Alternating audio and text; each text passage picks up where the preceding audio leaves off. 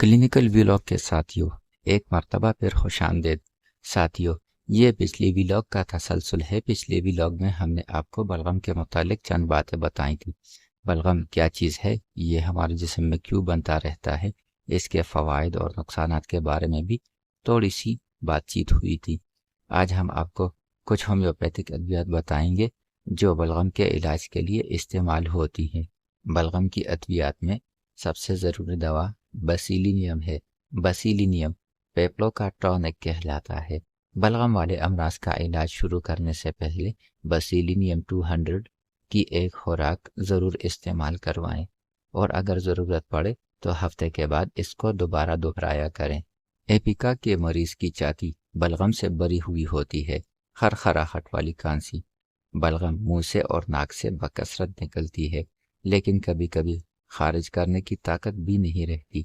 Epica के मरीज को अक्सर बलगम के साथ मतली की शिकायत भी ज़रूर होती है। ये सेहतमंद जवानों और बच्चों की दवा है।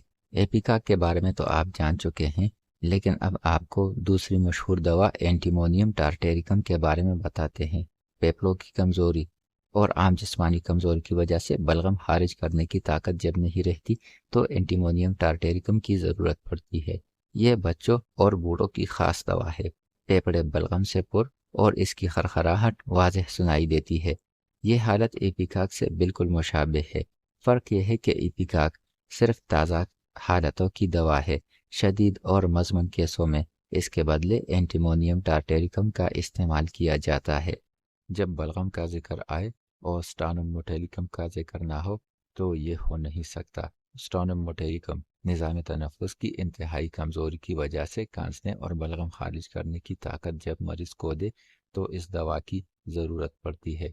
सब्ज़ मीठे रंग का बलगम याद रखिए, कमज़ोरी की वजह से कपड़े बदलने जैसे मामूली काम में भी कई मरतबा दम लेने के लिए बैठना पड़ता है। इस तरह के कमज़ोर मरीज़ों में अगर आपको सब्ज़ और मीठा बलगम मिले तो स्टानम मोटेलिकम इस्तेमाल कीजिए। ये पेपलो के लिए सबसे बेहतरीन टॉनिक है। होम्योपैथिक दवा कालीबाइक्रोम के बारे में यकीनन आप पहले से जानते होंगे। जर्द रंग की सख्त और लेसदार बलगम, ये बलगम नाक और गले दोनों में मिलती है। बलगम इतना लेसदार होता है कि तागे की मानिंद खींची जा सकती है। कोक्स केकटाई भी बलगम के लिए इस्तेमाल होने वाली एक बहुत ही मशहूर दवा है। साथियों, कोक्स केकटाई कटमल को कहते हैं, वो कटमल जो हमारे यहाँ घरों में और चारपाइयों में आमतौर पर पाया जाता है। बलगम बिल्कुल काली बाइक्रोम जैसा गाढ़ा, इतना लेसदार के तागे की तरह खींच सकते हैं। सिर्फ रंगत का फ़र्क है। कोक्स केकटाई का बलगम सफ़ेद जबकि काली बाइक्रोम का बलगम जर्द रंग का होता है।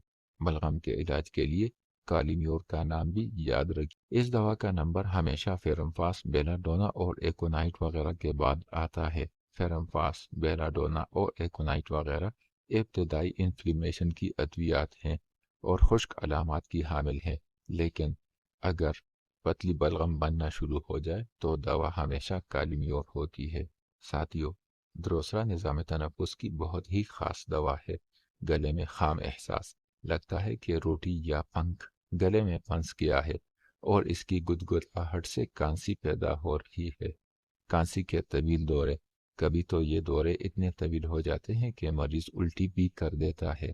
दुरोसरा का बलगम भी ज़्यादातर जर्द रंग का होता है। दुरोसरा के मरीज को सारा दिन खांसी नहीं होती, लेकिन रात होते ही या बिस्तर में लेटते ही खांसी शुरू हो जाती है। काली सल्फ, काली सल्फ का नाम यकीनन आपने सुना होगा।